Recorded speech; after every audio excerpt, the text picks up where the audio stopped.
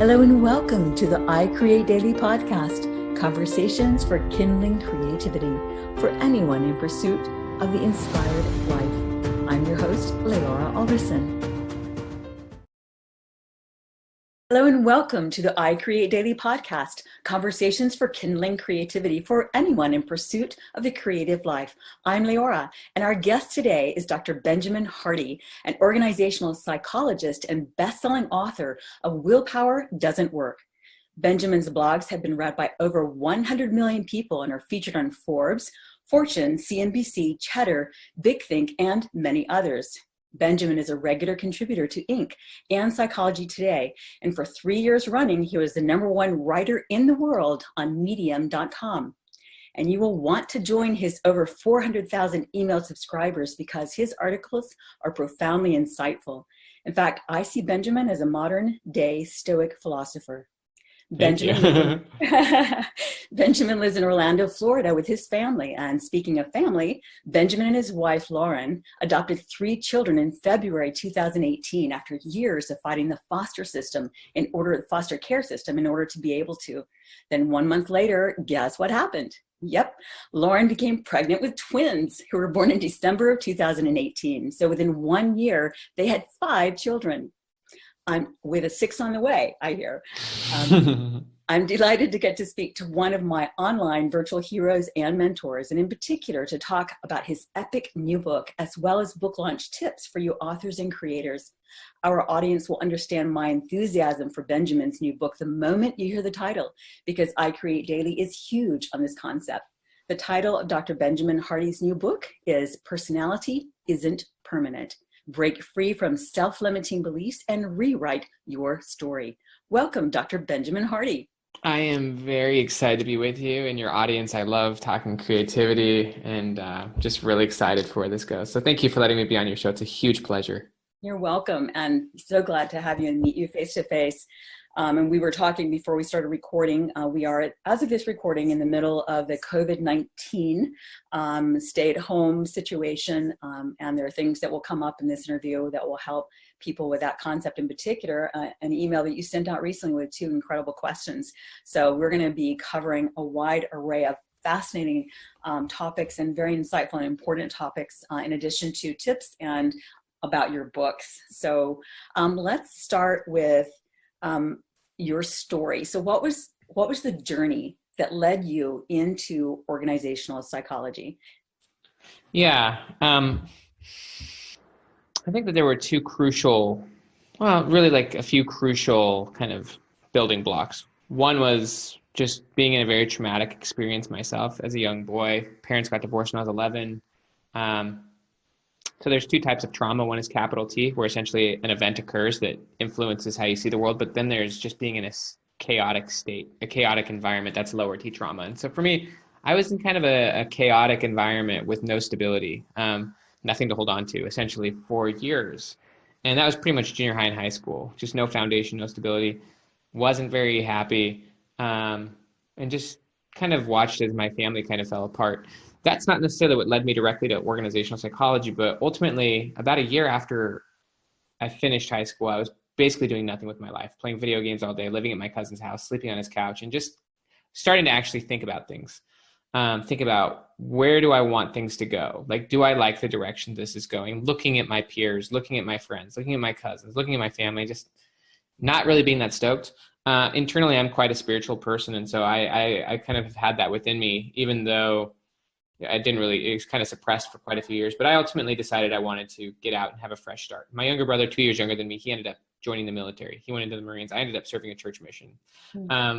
But it was really transformational for me, like being in a new role, new context, new environment. I really got to reinvent myself, and I read a lot of books. I really got into journaling during this experience.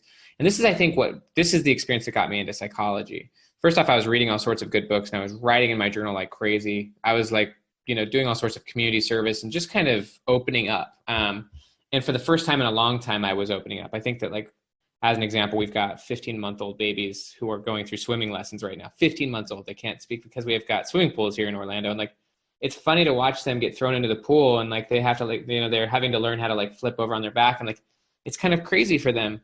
but they're learning so much. And so like I hadn't gone through deep learning for years. Like junior high and high school, I wasn't really learning. I was more shut down. And so like this mission experience just opened me up, and it showed me how much people could change. And so I was like, okay, I'm studying psychology. And then it was just really the decision to kind of either go practical, like go like therapeutic, or go like more organizational business, study leadership, training development. I just thought I really liked development and training. So that's what led me to psychology. So then is that a point, so you began your blogging, like I guess one of the things our audience is definitely going to be interested in is how in the world did you build such a huge following? Was it starting to blog and then writing for other sites? You know, like how did that, because not everyone who has the organizational psychology degree also goes to the online platforms as you've done so well. No, and actually, to be honest with you, like I just finished my PhD in 2019. So last year, I started blogging online in 2015 during my first year, which was also the year we got our foster kids. So I'll kind of walk through the simple mechanics of the process of how it all worked. And this is relevant to kind of everything I do. And it's also really kind of a breakdown of some of the process that I describe in Personalized and Permanent. But one of the reasons why I think I was able to kind of figure things out pretty quick, at least for myself. And it, you know, there's a lot of aspects of context, timing, place, etc. But I was very clear on what I'll call my future self. And like, we can go into like the science of how this all works later, but like your future self really is super essential to understanding what to do here and now. Like you start with future identity. The research talks about how your future self should be clarified as a totally different person than you. And like, you really want to define out their context. And so for me, when I was in my first year of my graduate school, 2015, I was pretty clear at that point, and I'd wanted to be a writer for a few years, but I wasn't really sure the form that would take. And also one of the things is I procrastinated writing for a few years because I was afraid of saying the wrong things, honestly. Like for example, I now I'll go back and look at blog posts that I've written 3 or 4 years ago. And I'm like, holy cow, I would not say any of that today. And I was afraid of that. And so that's actually what stopped me from writing for a few years. But the idea came to my mind that it's better to be anxiously engaged in a good cause, like just doing good things and realizing it's okay to do imperfect stuff. Yes.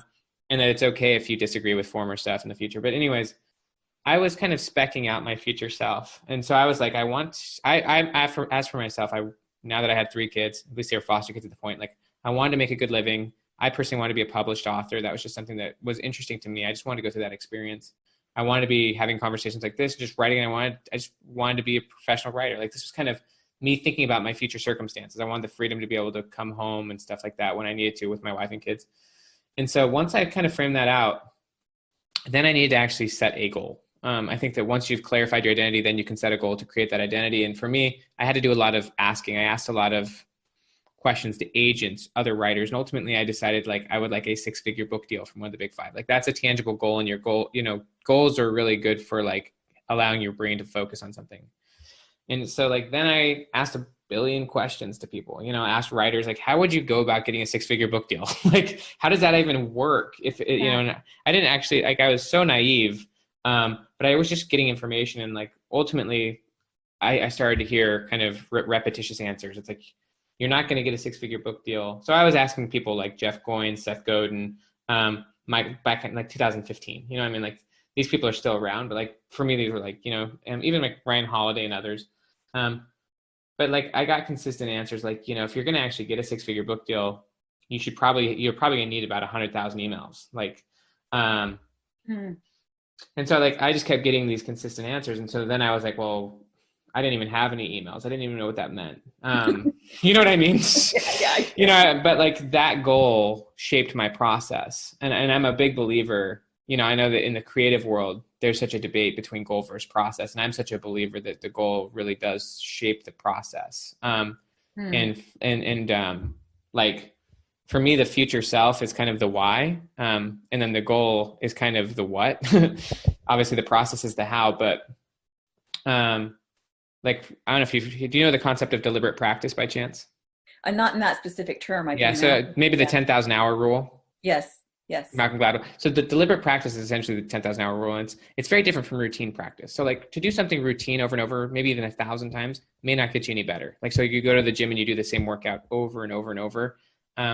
No guarantee you're actually going to get any stronger or healthier by doing that. You know, like you may be able to maintain, but deliberate practice is very much again, it's called deliberate, but it's very much, you have to actually have a future self in mind in order to practice in a certain way, or to go through a process that's transformational, that leads to development, like whether it's like exercise, like getting stronger, getting faster. In my case, like writing things that could be read initially by tens of people to hundreds of people to thousands to millions. There's processes that you go through in order to go through that development. And I would have never gone through that process if I wasn't really clear on the outcome or the goal. And so if I'm very big on process being a product of the goal. But yeah, then ultimately I took online courses. I took an online course from John Morrow, taught me how to write on headlines, and just kept asking a million questions, and just started blogging a lot, and not filtering myself, but studying people who had done it well, like studying blog posts and how they worked, and studying structures, and then ultimately just putting myself in the right mindset and writing from writing from the emotional state that I would want my reader to experience the reading in. And so after kind of learning structuring and headlines, a lot of it was just getting myself into the right emotional place so that I could write from the place that I want my reader to connect to. So as a part of that, did you dabble into any of the systems or structure for getting traffic, like any of the SEO, and have to bend some of your, okay, you didn't, so it's just. I did study headlines. And so, obviously I've been, some people have told me that I'll use like clickbaity headlines every once in a while. And like, I've never worried about that. Because from my perspective, I've watched actually for a long time on Medium, what I would do is I would publish an article, and let's just say it got 5,000 views. I would then a month later literally copy paste the same article, but change the headline and watch it get 50,000 or 100,000 views. And so I'm like, you know what? I'm willing to play this game, but for me, I want to have integrity that if I'm going to write something, it's going to be something valuable. So that if someone clicks it, it's going to shock them in a good way. Yeah. But I never studied SEO, never did any of that. Okay. Yeah, that's what we were doing, a lot of that as well, relative to writing the content we want to write. But then we are trying to say, okay, in order for people to find it, we need to at least keyword it and see if it's something that anyone in the world searches, and change phrasing just enough, not to change the content, but so that it can be found. So yeah, that makes a lot of sense. And of course, so you began, what is it that you think helped you going from what is an email list to now having over 400,000? There was a few big things. So my first I started writing on medium.com right around early 2015. I kind of copy pasted stuff into my blog and into Medium. Didn't really know much else. Medium was kind of a fresh platform. And ultimately one of my articles did kind of go viral. So like this was maybe a few months into writing. I wrote like a morning routine article, and it got viewed and picked up by like Huffington Post, and got picked up like by business, but it got a ton of views. And at this point I was, I was using Infusionsoft, to be honest with you.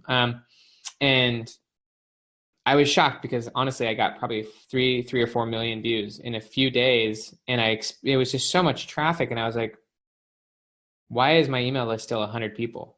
I was like, this should be like tens of thousands. Like, this is a big article. Like a lot of people were like, this is the biggest article on Medium in a long time. And so the thought came to me, but like when something's getting a lot of traffic and then it's starting to drop down, like once it's dropped down, like, something could have gotten millions of views, but then next week, like no one looks at it. So like on the way down, I had the thought, like I need to tell people to go to my website. And so like edited the bottom and said, if you like this article, go to my website, you can get my free ebook. Because like I did learn that you got to give something away for free to some degree. Yeah. And so people went to my website, and I went just by doing that one thing, but it was at the tail end of the traffic. I went from about 100 to about 3,000 emails, just like bang, because like there was so much traffic. But then over time, I read Russell Brunson's book, .com Secrets, which was really helpful. And that taught me to shift over. Like, so I learned to not send people to my website, because websites are not optimized for a decision. Like they're actually set up for distraction. Like there's multiple tabs. There's too many things to do.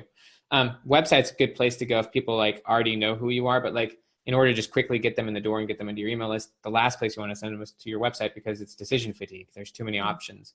And so I learned to send people to like just a landing page or a squeeze page, basically just a small page with a single option, which is give me your email if you'd like this free gift, or, no, thank you. That's okay. And so so that shift actually changed things big for me. I went from, and I was growing my traffic and stuff, but I went from getting about maybe a couple hundred emails a month to getting a few thousand just by changing people to the landing page. And then, with the same amount of traffic, just 10x the opt-ins, because I was sending them to a page where it was like a 50% chance that they would give me their email or more. Then the other big shift I made was, rather than giving away my ebook, I gave away a free checklist, like a morning routine checklist, or just a checklist of whatever it is that, is a small, actionable 3-page guide or whatever. And that was a lot less frictional, like less friction. And so by making that one change, rather than the ebook, it went from about 3,000 to 4,000 emails to eventually 20,000 emails with a month. I was getting 20,000 emails a month for about 2 years. Wow. Which was just crazy, all through Medium, pretty much. I mean, it was wild. And it makes so much sense, because my first thought is, well, we want to grow our website traffic and numbers and ranking in Google. But then if you first capture the emails and build your community that way, then you have a way to send them your articles, which will then send them to your website. Yeah. And I wasn't actually necessarily planning that. I was not, I got to the point where I believed, honestly, you didn't need a website, just because there's so many great platforms out there now. But Medium did change. It changed. I could start to feel the frictional change, because I was getting so much traffic that any minor tweaks that they were making to the system, I could feel it, pretty dramatically. And I could tell that stuff was happening. I remember telling my wife, like, this platform is changing. And I didn't really, I'm all about adapting, and figuring things out. Like in this current situation, it may not be Medium that would get you a bunch of emails. Medium could still get you a lot of traffic, but there's other things available. There's always something in the current system that you can use. But basically the shift that occurred, and a lot of it was my own goals. So a lot of it was the platform change, but my own goals were changing. I mean, by the time it changed, I was already writing books, and I was kind of focusing on bigger projects. But Medium did stop allowing you to add those calls to action at the bottom. Like, so for a long time, I had a call to action at the bottom of all my articles, and that call to action would lead people to the landing page, and they'd get it straight into my email. And they really changed all the rules. They were really focusing on figuring out themselves as a platform, and they didn't allow any of that. So if you did any of that, you'd either get kicked off the and so essentially now you can use the platform to get page views, but you can't get it to get emails. And when that shift happened, it stopped being relevant to me. Right. Which is why you stopped writing for them, I guess, in 2018. Well, that makes sense. And is there any other, I know you have a large enough list now that you may not be actively continuing to list build or grow in that way, but are there any, you talked about that there's always something in the current system to use. I know Gary Vaynerchuk talks about LinkedIn being a great one, and TikTok for those who are making videos.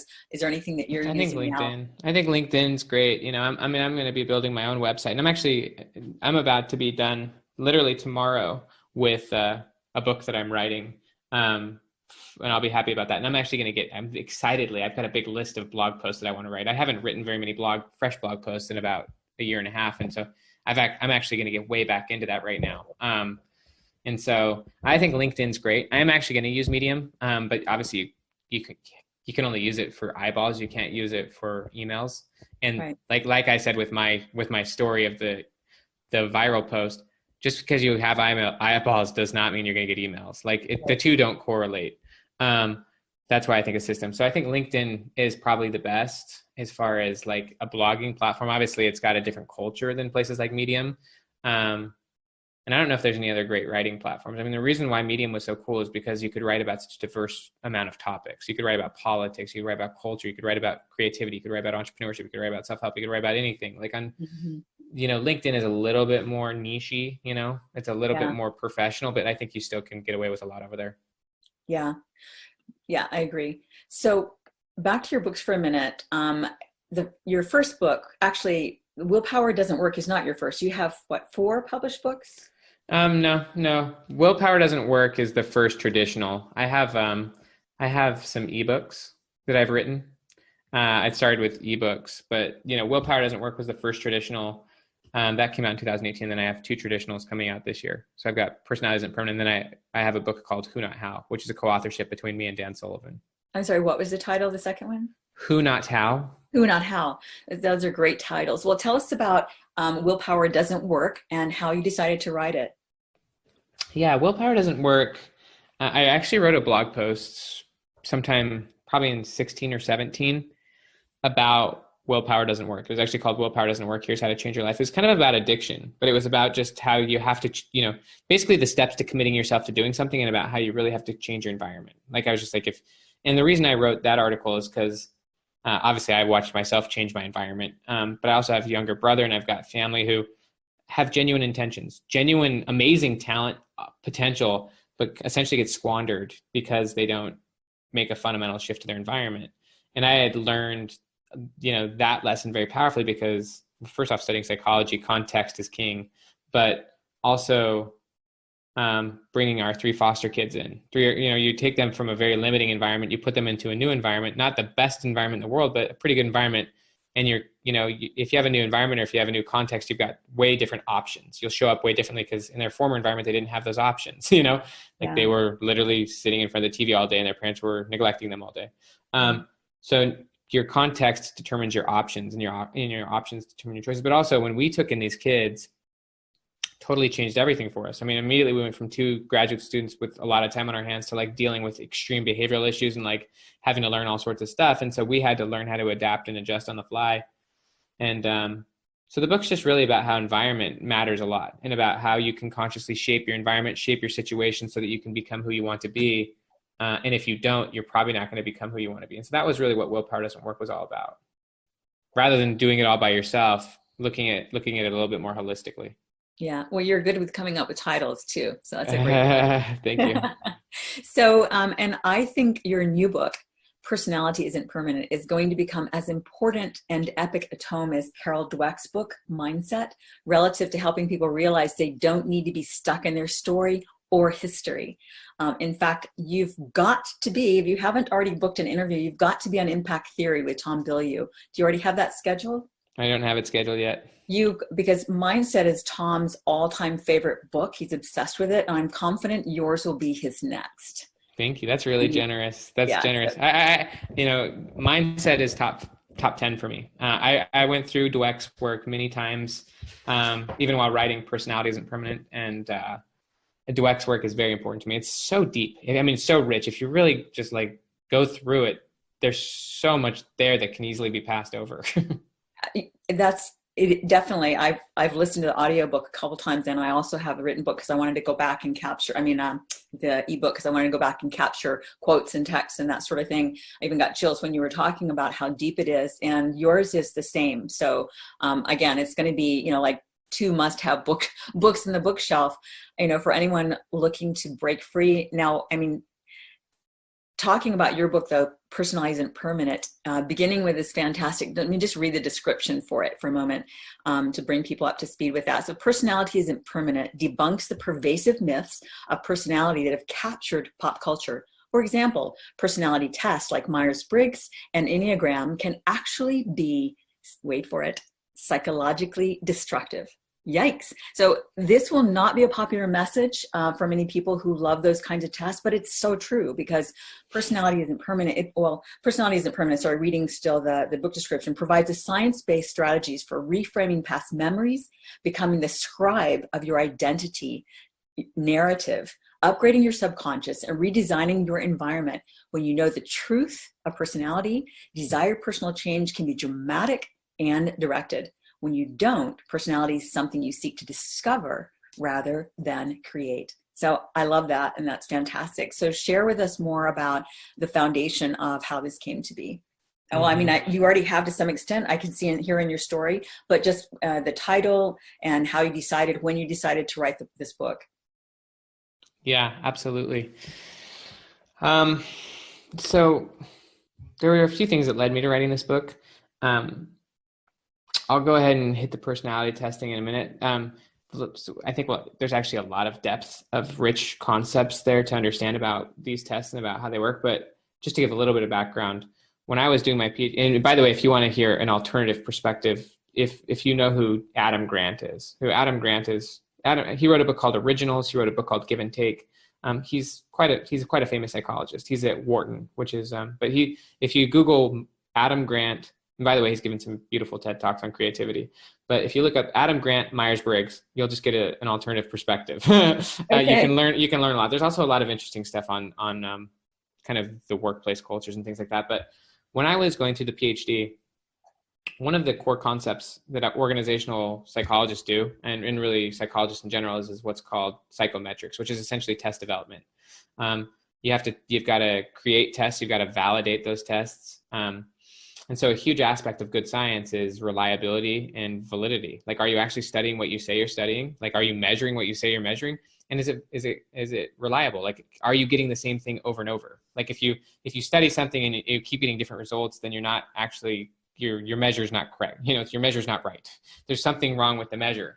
And so there's really extreme rigorousness that goes into developing science. And I'm not the best scientist in the world, although I went through all the experience of learning how science works. But over and over and over again, it was like the most consistent theme of just my professors explaining to me that tests like Myers-Briggs, like the more popularized type-based personality tests, they're not valid and they're not reliable scales. They're just not.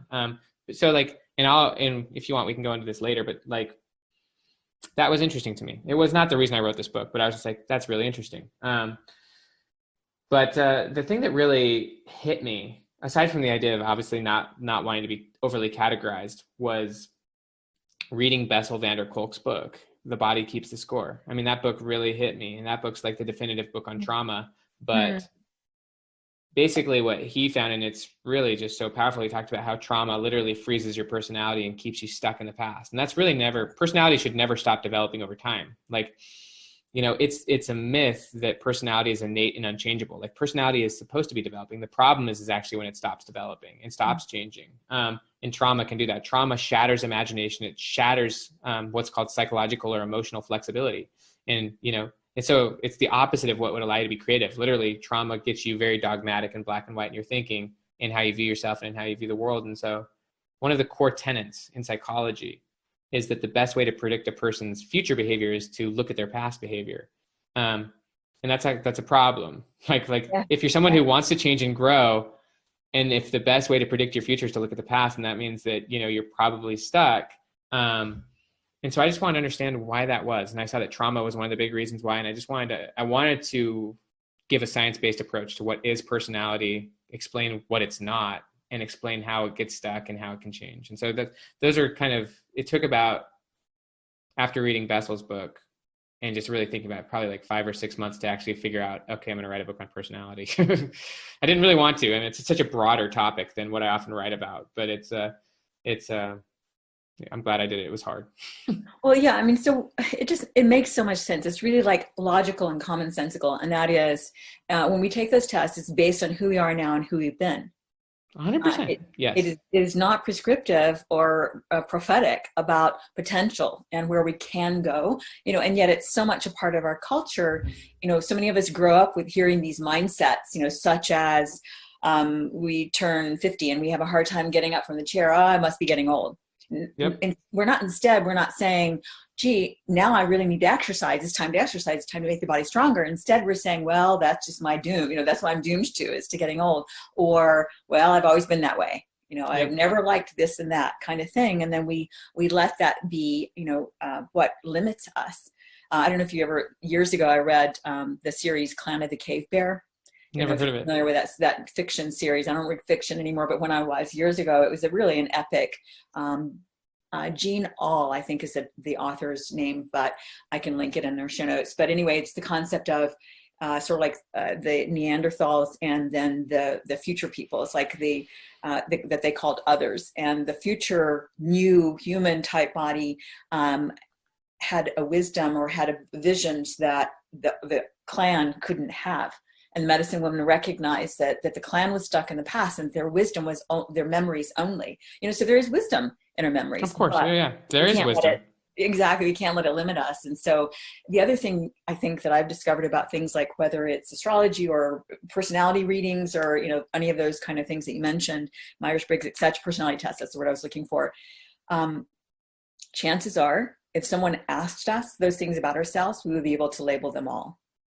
Like, yes, I'm an introvert, and yes, I do this and that, and yes, I'm strong with starting and not with finishing. And it's like, okay, we know all these things. Essentially, we know that. So in a way, then we're taking these tests to validate who we've been reinforcing that we are as well. Yeah.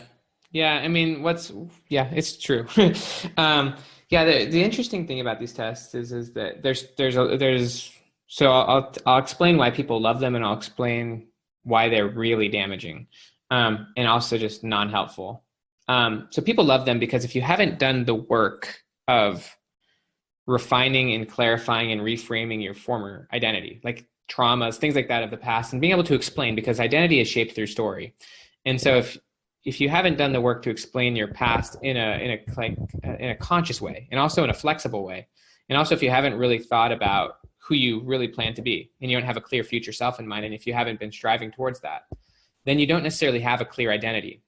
So what people would say is you lack self-awareness to some degree. And so what these tests can do is they can essentially give you a fast food identity. They can give you a story to explain yourself with, and that really removes a lot of complexity. It's difficult to not have a clear identity. Like if someone asks you who you are, you want to be able to answer. And so identity, these tests can give you a sense of identity, which may not feel perfect, but it's something you can then use to explain yourself and relate to other people. And so although it is a fast food version, which is kind of it's very much, as you're saying, it's a current view of yourself. It's a snapshot. One of the reasons why these tests are not reliable is that you're going to get different scores in different situations. You're going to get different scores next week or in a different environment. And so like how you get a score really, you should be wary of actually your results. Because like there's a lot of research now that says like the distance, but so like now they've done a lot of longitudinal research. Like there's a lot of cool research now on personal development or personality development over time. So they've done like, for example, what's called longitudinal studies. People in Ireland took personality tests back in like the 60s. And like now those same people now, like they're, like they're in their 70s and whatnot. They take personality, like the same measures, and zero correlation. Like they're not the same people at all. Like, and like you'll find this even with smaller intervals. Like, so Daniel Gilbert, he's a Harvard psychologist. He wrote the book Stumbling Upon Happiness. But he gave a TED Talk, which your listeners would love. It's a 6-minute TED Talk. It's called The Psychology of Your Future Self. And he studied, basically how your personality changes over a smaller timeline. So like, I'll just use you as an example. Like, do you feel like you are the exact same person you were 10 years ago? Definitely not. So there's probably lots of things that are different, right? You see the world differently. You're in a different context. You're in a different situation. And that's very normal and healthy to view your current and your former self as actually pretty much two different people. Like, yeah, there's elements that are similar, but like you see the world differently. You have different priorities. You have a different perspective. You have different goals. You have probably different relationships, probably different habits. And what Gilbert and others have found, that it's very important to distinguish not only your current and your former self, but your future self. Like your future self is actually going to be just as different, but people downplay people, if they think about who they were 10 years ago, it can be like, I'm not the same person at all. But what the consistent finding is that even if people quickly can easily see big change in the past, they downplay potential change in the future. They don't think that their future self is going to be as different, And so what Gilbert, can't imagine it because they can't quite imagine it because they haven't been it yet. That's exactly it. So Gilbert's, and also they kind of think that the current version of them is actually the finished product. They think that they are who they are because we feel, and so Gilbert says, human beings are works in progress that mistakenly think they're finished. But then what you said is perfect. He said that we don't predict the future, not because we can't, but because we don't. He said we spend a lot of our time remembering the past and thinking that that's our identity, and we spend very little time imagining the future. And if you don't imagine the future, and if you don't think about it, and if you don't frame it, then you can't be intentional. You can't live consciously. Essentially, you're on autopilot. You're living subconsciously, and you're essentially just on autopilot being who you were yesterday. If you don't have a clear future self, then you can't be consistent with the future. You can only be consistent with the past. Right. I will say one more thing if I can. No, absolutely. That's so profound. There's one more thing that's essential to understand with these tests. Well, there's two. One is that they completely ignore context. So you get a score. I'm an ENFJ, or I'm an X, and you assume that score is actually always true. It's an over obsession with content and an under appreciation of context. And context is really what gives the content meaning. I'll give an example. Like in an email that I sent not too long ago, I used the word viral. I think, did I tell you this already? Yeah, no, I know, but I got your email. Yeah, and I used that word viral explaining an article I think that I was reading or writing, and I got a handful of emails, and they said, will you not use that word right now, given the situation? And I was totally understanding. I was like, okay, that makes sense. But if I had written that word 4 weeks ago, zero response, right? It wouldn't have meant anything. Right. And that's just an example that the word isn't exactly what matters. It's the context that gives the word meaning. Viral in one situation, in the coronavirus situation, has a different meaning than it did before this experience occurred. And so that's just an example that context matters a great deal more than content. But these tests ignore that. The assumption is that if you have a score, it's who you always are. And so basically what the tests do is they create they create tunnel vision. They create what's called like in psychology, we have selective attention. When you buy a car, you see that car everywhere, right? Yes. But you don't see the 500 other cars on the road. You don't pay attention to those. Right. And so when you've adopted a label, then you only see the label and you miss all of so it creates tunnel vision. You don't see when the label is not true. And so Ellen Langer, and I would recommend this to all of your creative audience because her work is so beautiful. So Ellen Langer has been a Harvard psychologist for a long time, and she wrote a book called Mindfulness, and she wrote a book called Counterclockwise. Both of them are just some of the most rich books. If you haven't read them, you will be bathing in them. Like they're just so beautiful. But she spent a lot of, because she's essentially considered the queen of mindfulness. She's been studying mindfulness for 40 years. She spent a lot of time studying what leads to mindlessness. And obviously labeling yourself is one of the fastest ways to become mindless of context. People who believe that they're depressed think that they're always depressed. They don't notice like the several times in a given day when they're actually feeling great. Because you only see the car that you're driving, Right, you don't. Right. And so the final problem is just that when you've overly assumed a label, you then set goals to reinforce the label rather than setting goals you genuinely want. And so it just leads to a fixed mindset, and it leads you to pursuing lesser goals. They're really damaging. Definitely. So, and when you're talking about future self, of course, the common parlance for that is also visioning and vision boarding and that sort of thing. And we do talk a lot about that with using that language with iCreateDaily because of the realization of how profound and important that is. But your point a few minutes ago that was just, again, so impactful is the concept of how much time we spend energizing our past stories versus our future stories. And really that, I think it's just a matter of the context of conditioning, of being exposed to that. And that's what people like you, your book, iCreateDaily, that we're bringing out into the world. It's like people are going to keep hearing it, but hopefully they won't hear it and think, oh yeah, I know all about that. Because chances are most of us are not doing it because we've been ingraining and entrenching our old stories for years. We had, I know a person who is in her 70s and is still talking about how she is who she is because of her mom, what her mom did, to her, kind of thing. So that, that's what, 50, 60 years of limiting thinking. Telling the same story, explaining yourself the exact same way for 6 decades. That's right. That's right. Which is scary. The beautiful thing about it is it helps us realize that the moment we stop doing that, like you did, when you decided, I don't want to be this person that sits on the couch all day and play video games, do I, like, this isn't the life I want, is it? Who do I want to be? And you just kind of completely change your context and begin to realize that, wait a minute, this is fertile ground for growth, for doing something different.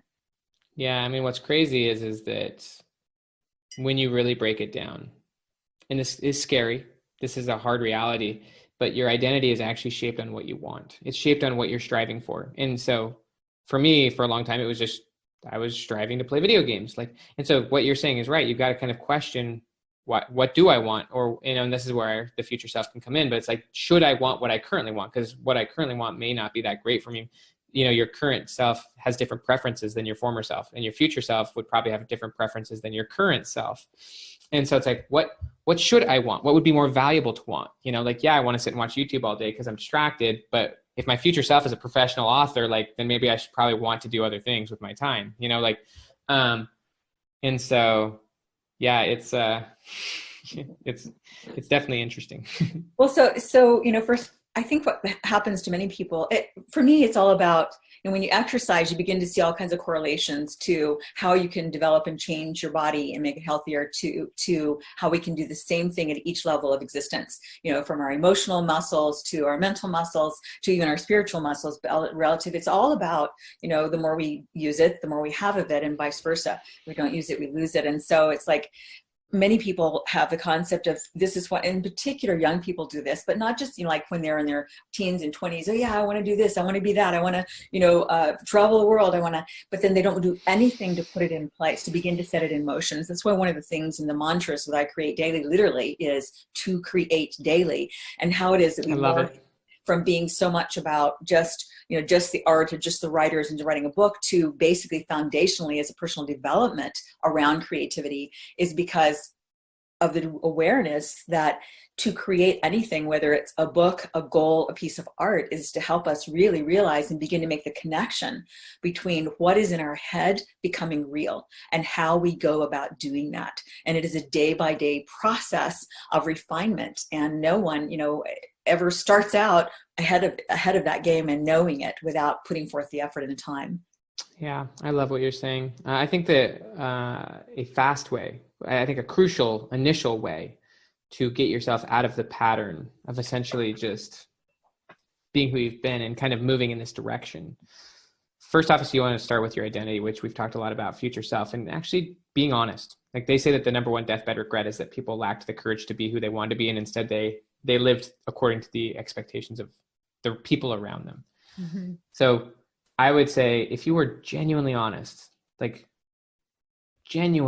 about what you would love to be doing, who you would love to be, what your circumstances would be, like if you dared to admit what you wanted, the next step after you've actually taken the time to imagine and organize it, because often people will think about that once every week or two, or maybe once a month. But like if you actually take the time, as you're talking about the daily creative process, to actually visualize and think about it and clarify it and define it, that's really good for your current identity, because now you kind of have a sense of who you genuinely want to be. But then the next major step is to begin telling everyone, shifting the story, right? Rather than the story being that same story of the decades, the 6 decades of being the same person, being radically honest about who your future self is, and admitting that that's not who you are right now.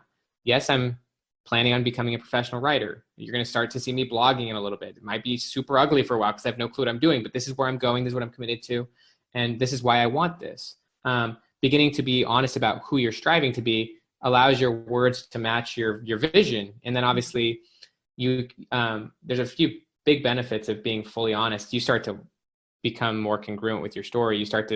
Your behavior starts to follow and become more consistent with the future version of you versus the former version. But also you do create an environment where people then are expecting or sensing what you're striving for. Like if you don't tell people where you're wanting to go genuinely, then they're going to look at you the same way they've been looking at you from their own tunnel vision. They're going to see you as the same person you've always been. But if you're telling people, this is what I'm going for, it's a little different than what I've been doing, but this is what I'm committed to, and this is why it matters to me, then people will actually watch your change process happen in real time. And they'll be able to see you changing, versus if you don't tell them what you genuinely want, then they're going to just assume you're the same person you were yesterday. So it's really powerful and important to tell everyone about what you're trying to do. It really aligns you and your environment. That's such a good point. And don't worry about anyone laughing at you or criticizing you or whatever, because they're just trying to insulate themselves from your big dreams and it really throws people. I mean, some people, you're right. Some people are going to be off, and it will clarify who's going to support you and encourage you. You're right, though, that the people who don't, it's their own baggage. It's their own baggage, and your growth threatens their lack of. In other words, it threatens their lack of it. It brings up their fear. It brings up the fact that they're avoiding doing what they want to do. So focus on so much on your future vision that you don't even have time to see or read those comments anyway. But in what you just said, though, is perfect, because my next question was going to be back to the original thing about people having so many dreams and ideas, and they say it and they speak it and they do it in their teens and their 20s and now in their 30s and 40s, and they're still saying it and speaking it, but haven't done anything, from I want to lose 10 pounds to, or I want to lose 50 pounds, whatever, to I want to be a writer, and then never doing anything about it. So what you just said before this addressed it all. You set that in motion, you begin to put it out loud. And the other thing that does is, as we begin to speak it and then take the actions to do it, which in a way we almost kind of have to, because now we put the vision out there, what happens is we reach a place where we become more aligned with ourselves and our own integrity. And when we begin to align who we are and who we're being and what we're doing with our vision, our highest vision of our best self, then we gain this confidence and this core of stability that's just that helps us launch more fully into the world with that, because of alignment, essentially. It's beautiful. I mean, there's nothing more beautiful of a feeling than just fully owning who you want to be. I mean, Oh, wow. what's Yeah. I mean, you just like literally, it feels so enjoyable. I mean, it's interesting. They've studied like the emotional similarity between like, like essentially like romance and creativity, and like it's almost the same. Like, I'm not saying that they're the same, but it's the same emotional. It's not the exact same, but it's the similar like height. Like, it's just so powerful to just own who you want to be. And yes, you're right. Some people are not going to fully be on board, but those are generally not those are not the people who are going to carry you forward. Those are actually the people who are going to keep you the same person you are. And this isn't to say that you need to like judge them or like be critical. It's just essentially like, if you're serious about your future self and who you want to be, you need to own that. And yeah, I mean, it's a beautiful, powerful feeling to do that and just to be that person. Then you really have no regrets on a single day. Like, and Absolutely. yes, you fail doing it a lot. Like, it's not like you're always in that zone, but it's really powerful to commit yourself and then to get definitive and to just be like, this is what I'm doing. Like, and then you just really lock into your future self and you just start being that person. And that's where you're right. That's where confidence comes, is where you start to be that person. Confidence is built by making progress in an intentional way. And so as you begin moving in that direction, as you begin acting in that direction, they call it self-signaling in psychology, but your actions determine in a lot of ways how you see yourself. And so as you talk about it and as you move forward, even small steps, it's going to solidify your identity. I mean, it's exciting. And then you just know it. Like, you can get to the point, as I'm sure you felt many times, like you just know that where you're going is going to happen. Like, you just know that you're moving in that direction because you're watching it happen. And you're like, so it's just so you're just there. Right. And if you're looking at the future vision, you're not worried about how it seems like it's just so far away from where you are right now. And we talk a lot about this on iCreateDaily, is enjoy the journey, because again, life is the journey essentially. When you were talking, it brought to mind, it's always a challenge when it is that two people in a close relationship, such as a marriage, where one is ready to grow and the other isn't. We garden, we have a gardening website, and we see that in nature, plants, like to plant a fruit orchard, it can take 6 to 8 years to get fruit. To plant radishes or vegetables or whatever, or herbs, we have it almost immediately within a few weeks. Microgreens within 1 week. So it's like everything germinates and blossoms at different rates. And so, in a marriage situation, it can be disturbing to have one ready to grow and eager to grow, and to feel like the negative person in their life is their spouse. Yeah, it's true. Yeah. Yeah. So so the next thing I was going to say about that before turning it back to you is just, I think in general, what I've heard from most people is the thing that helps transform that more than anything is for the person who's growing to turn their growth in onto themselves and not project onto what their spouse is or isn't doing. So in other words, flowers attract bees by being beautiful, magnetic, and aromatic, not by sitting there saying, come look at me and do what I do and look, be who I am kind of thing. But if anyone's listening to this and they're not married, then these are the important questions to ask and have conversations about together, right? To talk about your future self with your prospective relationship. Yeah. I think both are crucial. I think that you hit it on the head when it comes to, like, if you're in a situation where the other person's not necessarily going the direction you want to be going, you should still focus. I mean, you can't force anyone to go anywhere. Like, there's a really good book on this called Choice Theory, actually all about just, like literally respecting other people's choices and hopefully creating relationships where people respect yours. But yeah, I mean, I think you've got to move yourself forward and grow yourself and develop yourself. And there are areas, obviously, in that relationship where you can still nourish and grow. I mean, there's still got to be areas of connection. I mean, even if it's just like food and like your love of food, or it's like, like there's got to be elements where you can still nurture the relationship and respect them. But the best thing you can do 100% is just continue to grow yourself. I mean, you got to keep doing that. It can be a little frustrating when it comes to like, being in potential relationships. I think this is the most crucial place in the world to tell people about your future self. Like, you've got to be fundamentally honest about what you're up to. I mean, I remember when I was dating my wife, Lauren, this was like in 2012. And I was telling her I wanted to one day be a writer. This was like, again, like 3 years before I ever started blogging, but I was wanting to do it. And I was thinking about it and kind of dreaming about it. And I was like, I don't know exactly what I want to do, but I know that I want to kind of do stuff that isn't conventional, and who knows what it's going to look like. And I remember kind of it hitting her that like being married to me was going to be a leap of faith. Like, no, like I remember the conversation where she was just like, Mm. so like, you don't have a normal clear path, right? And I'm like, no, I don't.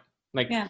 and I'm like, but this is what I'm going to do. And like, like I was very honest and upfront. And like, but we also kind of come to some clear things. Like I've always loved fitness, for example. And like, that's just like, she's like, she likes exercising, but like she'll go running and stuff, but that's just not her thing. And like, one of the big things we'll talk about is like, we're never going to force each other to do things that we want them to do. Like, like what are our core priorities? Like, what are the things that we really want to create together? Like family, faith, like there's certain things that like we are going to build together. And then there's little things that like, if I go big on, reading books and exercising, and if she goes big on like, arts and crafts, like she doesn't have to force me in her whole, in her interest, and I don't have to force her in mine.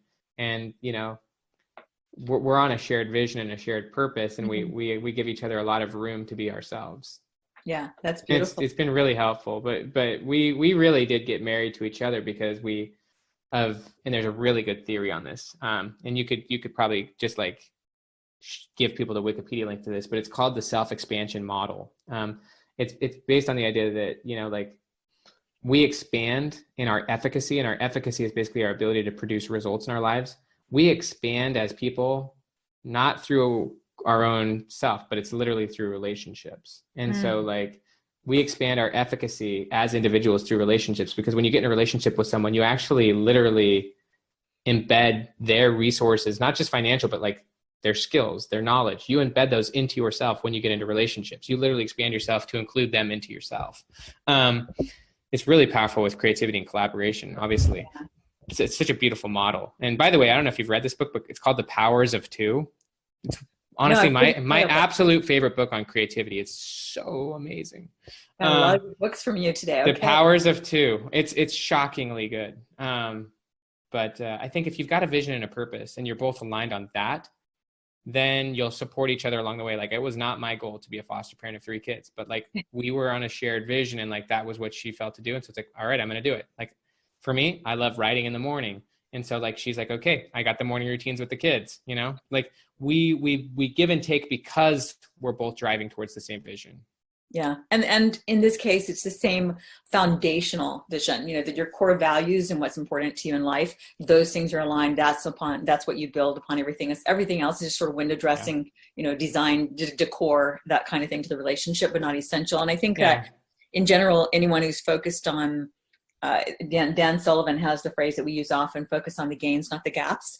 So when if we're focused on the gaps, then usually it's because we're sort of uneasy within ourselves. Whenever we're in a good mood and everybody's happy-go-lucky, then nothing really ruffles our feathers. And so really those tension points are an opportunity for us to look and say, well, what's going on in me? That I'm focused on this gap when, and not remembering the foundational gains that we have.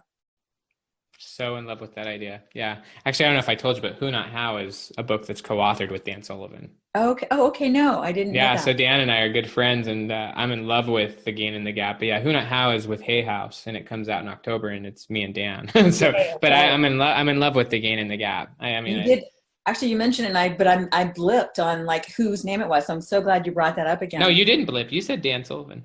No. I mean, when you first brought up the book title, I knew it was a co-author, but I forgot who the co-author was. No, it's fine. But I think The Gain and the Gap is one of the biggest ways to transform your view of the past, because good. I love the Byron Katie concept. Byron Katie said everything happened for you, not to you. Yes. And if the past is still happening to you, then you're still viewing it from the perspective of when it happened. And you haven't reframed your perspective. You haven't recontextualized it. You're not viewing it from the perspective of your even current self or future self. You're viewing it still from, 6 decades ago, And Absolutely.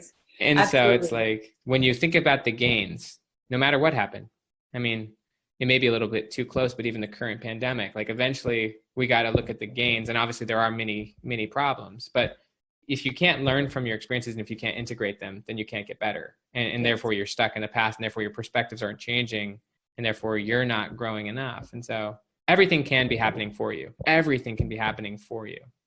Yeah. And how that is, even if it seems like, how could this ever be for me? It's like, there's always something to learn, including how we handle panic, or how we learn how to work through the stress, learning how to train our mind for us to be the master of the mind and not it to master us by going where it wants to go, kind of thing. There's so many things. You mentioned, I want to come back to your thing about the future vision and the pandemic in a minute, but going back to your comment about the relationships and such, it brought to mind again the garden.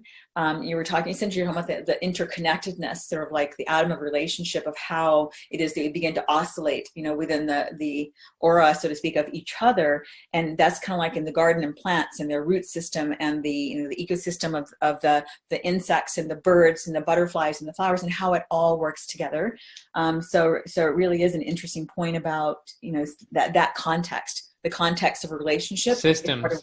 Yes, the systems begins to define our lives in the same way as it does in nature. And we're nature. I love the idea of ecologies and about how the system is living, and that when you change a part of any system, the whole system changes. I mean, you're starting to see that. I mean, even obviously the system's very different right now. Pollution's down. Like I've heard that somewhere in the world there's like 6 million additional turtles being born because people are not on the beach. Like, you just, that has repercussions. I mean, if there's 6 million extra turtles, what's that going to do to like the water life? I mean, it's just, there's a really good video about this. I don't know if you've seen this I think it's called like what is it called? How foxes change rivers or something like that. Have you seen that?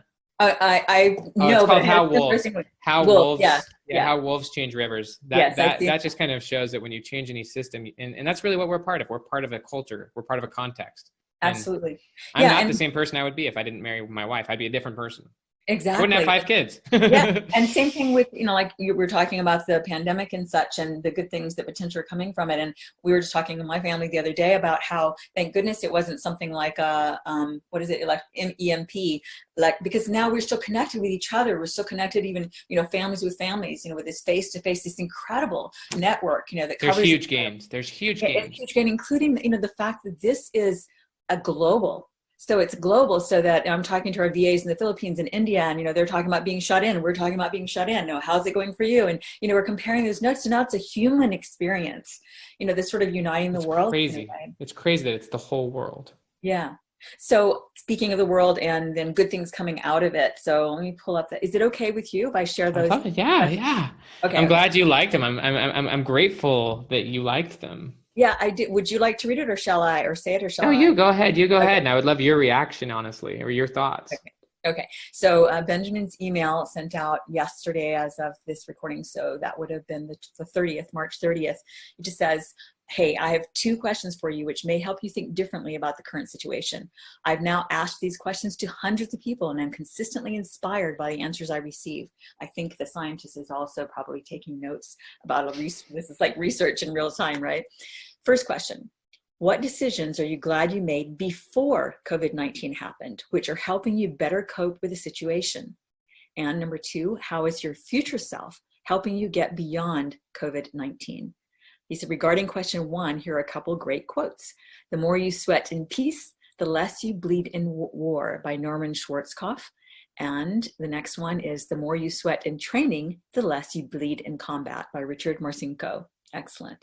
So yeah, I won't read the rest of the email, but those are the 2 orienting questions relative to that. Because now, and you're doing the gain versus gap thing too, in a way, because you're saying, what are you glad you did beforehand that is making a difference? And for us, it's the biggest thing, I think, is that we're gardening, that we live in the woods, and that we have online businesses.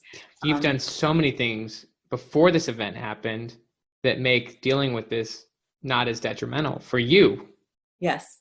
Including our health, taking care of our health, exercising, eating well, that sort of thing. So it's not like now we have to catch up with everything. And those are the little things, it's the little things that you put in place that make up the pieces of your life, that create the big picture that you want to have, which is back to our talking about creating daily and having being intentional. I mean, that's what you've been doing for a long dang time, Yeah. It's beautiful. Yeah. I mean, I think that it was interesting. The thought literally popped in my head. I think it was like 2 days ago, as far as because I was thinking about some of my spiritual practices, but then it led me to think about other things. I'm like, wow, man, I'm really glad I've been doing these things for a few years. Like, they've really enhanced my life and allowed me to be in a situation where, that time's now all over, but now I got so much out of that, and I wasn't expecting something like this to happen, but I'm so glad I was doing that even without the expectation that something like this would happen, because now that it has happened, I'm in a pretty good place. I'm not talking about just like economically. I'm in a good place, like mentally and spiritually and emotionally, to like be okay with this. Like, I'm not thrown off by this. Yeah, it's interesting. And, you know, I'm not saying I'm happy with what's happening, but I'm handling it. And our family's not even that dramatically impacted by it. Like, my wife actually started homeschooling our oldest son a couple months ago. And it's funny, my wife's always made bread. Like, she just loves making bread. And so, like, we don't have to go to the grocery store to get bread. She makes great bread. And like, there's just little things that if you just look back and you kind of get yourself into the gains, it's like, what are the things that I've been doing for a while that I'm really glad I've been doing? And then it allows you to think into the future. It's like, well, given now what this experience is, you know, what could I be doing to be a little bit more intentional in the future? Because who knows what's coming, but even regardless of what's coming, how could I live a little bit better and more intentionally? Yeah. And it all really ties back to your book. Personality isn't permanent. And, you know, because it's not about, these are the things I like to do. I like this music. I like to watch these shows. I like to eat popcorn while I'm watching a movie. It's about creating who you want to become. Creators. Yeah. Creators. Exactly. So, yeah. I mean, I think that's the strong premise of the book, is that I believe personality should be created. I do believe we're creators. Yes. That's why I love your podcast. And I think that the challenge with the current views and even is the idea that it must be discovered. And you know, when you seek to discover your personality, then your whole goal then becomes to confirm who you really are versus Validate realizing, but when you seek to create, then you do become the creator, and your goals then become the shaper of your goals become the shaper of your personality versus your personality being the shaper of your goals. Absolutely. And that's crucial, because your goals can and could transform you in so many beautiful ways. Yes. And I think that's beautiful. At any age, it's like, you're so fortunate that you discovered that so young. And yet at any age, you know, whether it's 17 or 70 or 90 or whatever, 50, everything in between. You can keep learning new things. You can keep learning new things and transforming who it is you are into that future vision, who it is you want to become. That's fantastic. Well, I've kept you longer than I've loved it. No, I've loved it. If there's anything else you want to hit, we can do it. But there's a very spiritual thing about what you're doing. I mean, I can tell just by looking at your face, but your podcast is very spiritual, but it's all, I mean, that's just one view of it, but I mean, it's super important. And I've been lucky just to be here with you, to be honest with you. Thank you so much. And I'm so glad that feels that way to you, because that is intentional, that it is that way, because that is very much our foundation as well. So, yes, I would like to, the closing questions, you know, are sort of like personal, you know, back to, you can't want someone else to grow if they're not ready. But it can be so frustrating to see someone on a self-destructive path, for instance, and to not be able to help affect or change that. Yes. So, you know, like, I know we were talking about helping and allowing. You had a beautiful quote, which I'll pick up later in the show notes, about sort of allowing each other to grow at their own place and space. How do you handle it if it's someone in your life that you see going down a self-destructive path, and you know, like, you see the parallel paths? You see the fork in the road, just like you did when you were 18. If you hadn't made the choice you made, where would it have led, kind of thing? And it's, you know, and you know that if you stay in that self-destructive space, then you have to validate it by the stories you tell and that you become entrenched in, you know, to justify. So, but if you see that happening, you know, have you encountered a personal? Lots of it. I encounter it all the dang time. I think that there's a few thoughts that immediately come to my mind. One is, there's a quote from Peter Levine. He wrote the book, Waking the Tiger, Healing Trauma. He said, trauma isn't what happens to you, it's what you hold inside in the absence of an empathetic witness. And so I think what a lot of people need is empathy. You know, so it's not what happens, it's what you're holding inside because you don't have an empathetic witness, you know, and I think a lot of times people who are in repetitive negative cycles, they never feel heard, even if they keep trying to talk. So I think just being an empathetic witness and just loving and appreciating them is one thing. But also a second one is this, kind of like with what I said to you. I mean, are you the same person you were 10 years ago? Your answer was no. I think helping people realize that they're actually not the same person they were even a few years ago. People who are actually still kind of on a negative path. And like, if you ask them, like, do you think you're the same person you were 3 to 5 years ago? They'd probably say no, because even they have developed, even though it's hard for us to see that. We have our tunnel vision, but like, they can see that they're not the same person, and you can help them realize you're not the same person you used to be. And just kind of validating that, like, I know you've gone through a lot, and I know that, you're not there yet. Neither am I. Like, who I hope to be in the future is not who I am yet. Like, you're a work in progress and none of us are finished, And so I think just helping them understand, and I think it's so empowering from a flexibility perspective to think like, you're not the same person you were. And the stuff that did happen to you, that you were doing the best you could in that context and with your current understanding, your former understanding, but you've grown a lot, and, you're not the same person as you were before, and you're not going to be the same person in the future. And just helping them realize that and appreciate that reality gives them somewhat of a permission to realize it's not fixed. They're not that stuck right now. Yeah, maybe the story is a little stuck, but yeah. I've had conversations, for example, with my brother who's struggled for years and years. And, we've talked about how he's not the same person he was before and how much he's changed. And that kind of gets you again back into the gain where it's like, wow, there are actually areas where he has evolved. I mean, it's easy to focus on the one or two where he's still not evolving at all, but like there are areas where he's actually developed quite a bit. And those are the areas he wants me to focus on, because those are the areas that are important to him that he's put some work into. And so it's like, yeah, and in your future, you're going to be different as well. Yeah, that makes a lot of sense.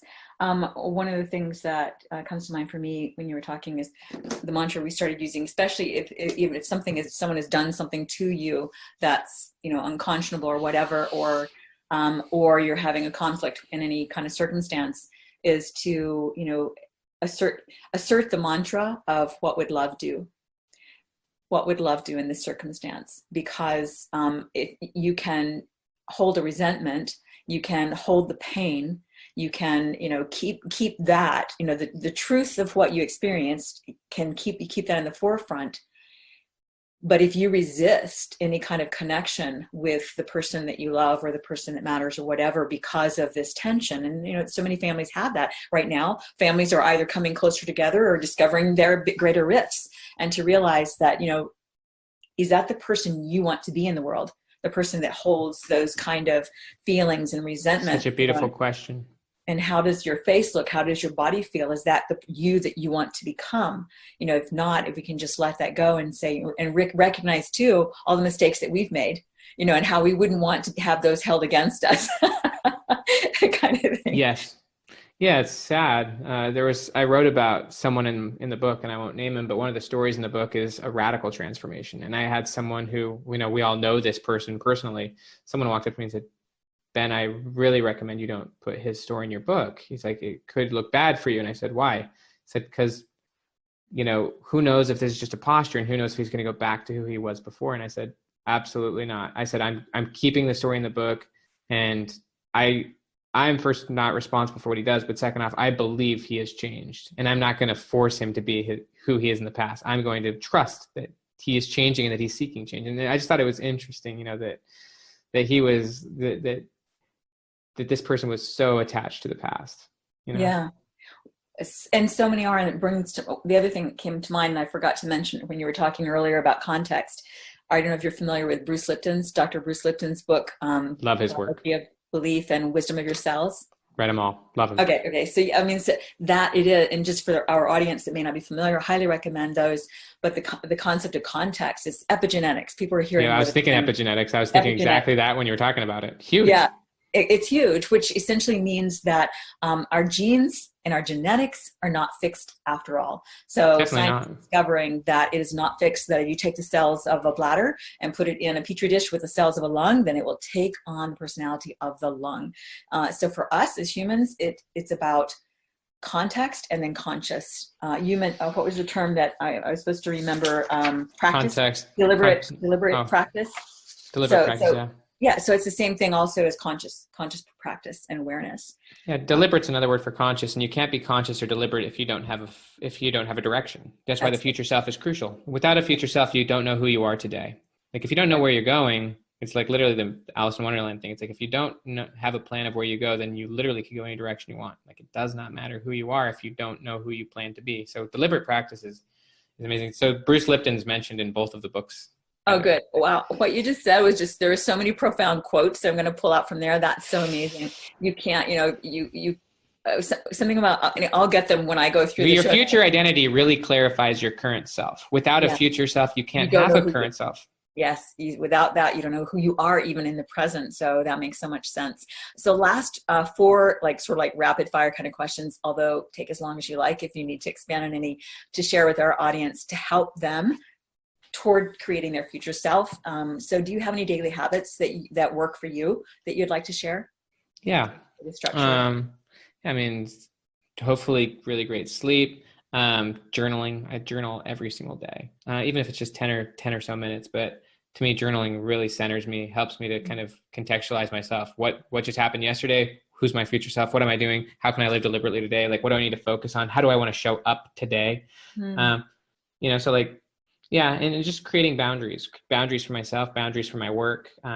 Really being clear on like when I want to be home, when I want to be working, just really choosing those things. But exercise. I mean, just really simple things, reading a lot, trying to create something every single day. I don't feel as good when I haven't done any writing or creating or something like that. So, like for me, it's like, I have my goals, and like, if I haven't made a few good steps towards those goals, I can tell because I show up pretty incongruent with my family. Like I'm a little more easy frustrated because I'm more mad at myself, and I'm taking it out on my kids. And so like, I really do a lot better when I've been creating and thinking and journaling, and it all just kind of blends together. Totally. Same thing. I know people who exercise a lot always say that if they don't get to the gym, then nobody's going to be as happy around them. And it's the same for creators and creativity. Absolutely. So relative to advice for our audience. So in summary, what's the most important lesson you'd like to leave with our audience for creating the life you want to live? I know we've covered a lot of it. Yeah, we did. I would say definitely the future should be the predictor of who you are today, not the past. And in order for that to be true, you really need to define out that future self, own it, tell people about it, and begin investing in it. Like I love the idea of investing at the level of your future self, investing money into your goals, investing into relationships, mentorships, but telling people about it is really big. And then kind of just, I love the Dan Sullivan concept. He said 80% gets results, 100% is still thinking about it. Again, there's the epilogue or epigraph or whatever of the book, Personality Isn't Permanent, is that a painting is never finished. It simply ends in interesting places. And, from a creative perspective, as an example, like Willpower Doesn't Work. If I was still writing Willpower Doesn't Work, it would be a very different book, but it's a painting that ended in an interesting place. Certainly was never finished, but we had to put a stop on it. It's like the whole idea, done is better than perfect. And like with Personality Isn't Permanent, it's a painting that was never finished, but it stopped in an interesting place. And if I was even still writing it today, which I haven't touched the book for like 5 months, if I was still writing it today, it would be a different book. I've actually had thoughts of like, gosh, I wish that was in there, or gosh, I wish that was out. But it's a painting. And I think with creativity, you can just let stuff go, create a bunch of imperfect paintings, and let them be a snapshot, just like personality was a snapshot of a space and time, and it's not a finished thing. And so I just, that's kind of the thing I'll leave with you. I love that. That is so beautiful. And when it's like us, it's like our personalities. That's one of the things I like about, you were talking about getting back into wwriting new articles and things. I'm so excited about that. What we've been doing a lot of is going back in and editing all the old to clean up. And it is so amazing. Like there's something like I may have even written 6 months ago, and I go back and I think, why did I think that was good? Like, why? And so I go through and edit it and update it. And it's like a new article. I honestly think that that's a beautiful aspect of creativity, because then you can see change. I mean, if you've got a big body of work, I actually did that once. I read the book, Creative Quest. I don't know if you've read that one by Questlove. No, but I will. And he talked about that. Actually, I learned that. He talked about going back to his old albums and remixing his old work. And so I was like, I did that for a while. I went back to some of my old articles and I read them and I just remixed them. I just rewrote them, changed things, added things, tweaked things. I was like, you just twist them up, because you are a different person than you were even 6 months ago when you were creating it. That's right. And from a technical standpoint, Google actually likes that reportedly. So it makes sense. It makes sense. We've gone and we've cleaned house, we've refurbished it and updated it. Links. Now, of course, we'll link to your website, benjaminhardy.com. Do you have anything in particular that you want us to make sure people go to? Is that your website, benjaminhardy.com? Yeah, benjaminhardy.com. I would just, my biggest hope is Personality Isn't Permanent. I think that the book does a much better job at explaining things than I can right now. But I think you will get a lot out of that book, and it will really help you with whatever you're striving to do. Definitely. And it's available now as pre-order on Amazon. So people can go to that with a link rollover. If we use that link in our show notes. Yeah, just the Amazon.com link is totally there. Okay. And I will say for anyone who does pre-order it, I do have like extra courses that are free, personalities and permanent additional courses, but also blogging courses that have taught all my strategies. Give those stuff all away for free if people get the book. Okay. Yeah. You give tons of stuff. One of the emails recently you said, maybe a few weeks ago, I read with a family was, it was the concept of friendships by proximity. I don't remember the exact title, but that was another great one. Yeah. Thank you. Yeah. It's fun. I appreciate you reading the emails. It's cool when someone like you does. Very cool. Thank you. And the last thing I would like to close is talking about future self. Ties in beautifully. We'd like to invite you to step into your future self vision by sharing your dreams and goals out loud. Thank you. So appreciate that. So in the next 2 or 3 years, I am going to make a very big pivot in my life. I'm pretty deep in kind of the entrepreneurial world, which is great and I love it, but I'm going to stop almost all of that in about probably 3 years. I will continue to be writing books, popular press books, such as Personalized and Permanent. I'll be continue writing books, but I'm going to be shifting dramatically. So my life really changed on my mission. And one of the questions that Dan Sullivan has people ask is, who do you want to be a hero to? Like, who is your audience? You want to be a hero to creatives, obviously, at least in this context. And I really want to be a hero to missionaries, honestly, as weird as that sounds. Well, it's not weird, but that's what excites me. And so I actually am going to be, I want my future self is someone who's almost spending all of my time focused on that in more of a leadership. I've got organizational psychology behind me now. I understand training, development, leadership. And so like teams, like I want to be more of a leadership perspective because that was such a big thing for me. And I just want that to be my core focus. I'm going to keep learning and publishing and writing in more of a popular press way, but I'm going to pretty much stop all of the entrepreneurial activity I'm doing. And so in order to actually create that future self, I call it the keystone goal. But I'm gonna have to sell millions of this book. So my commitment and kind of the path to getting to my future self is selling 10 million copies of this book. No clue how it's going to happen, but I'm going to figure it out. And so, yeah, that's my future self. And that's who I'm striving to become. And that's what I'm really excited for in my next chapter. And that's totally what I'm committed to. And I'm very happy with the current chapter. I'm very happy with the process. It's so developmental from a deliberate practice perspective. It's literally the process that transforms you into the product. And so like right now, because I have that goal, my practice is deliberate and I'm becoming that person I want to be. And so I think that that's very important. Yeah. Fantastic. That's amazing. I did not expect that, but I love it and look forward to seeing that journey that evolve with you. Including like what form, what's the context of that vision, so it's like putting you into that future and that's the goal, but I'm sure you're still working on what that context will look like and what format it will take. In other words, the what, you've got the why, then it's about adding sort of the what and the how to it. Yeah. I mean, I'll be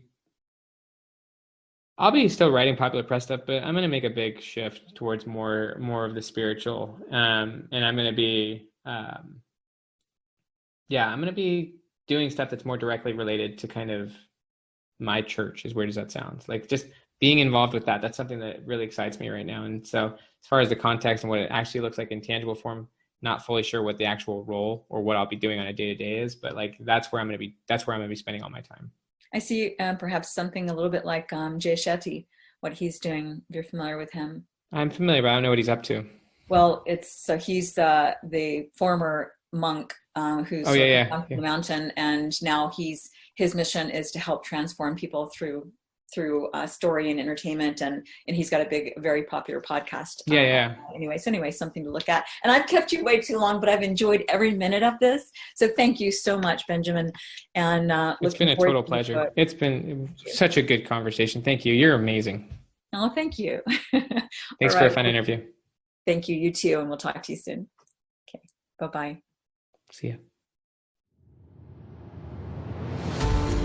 Thanks so much for joining us for the I Create Daily podcast. Please let us know what creatives you would like us to interview and what topics you would be interested in hearing more about. And if you enjoyed this show, please leave a review on iTunes. We value your feedback. We read all the reviews, and it just helps us get the word out on the I Create Daily podcast. Thank you so much. Thanks so much.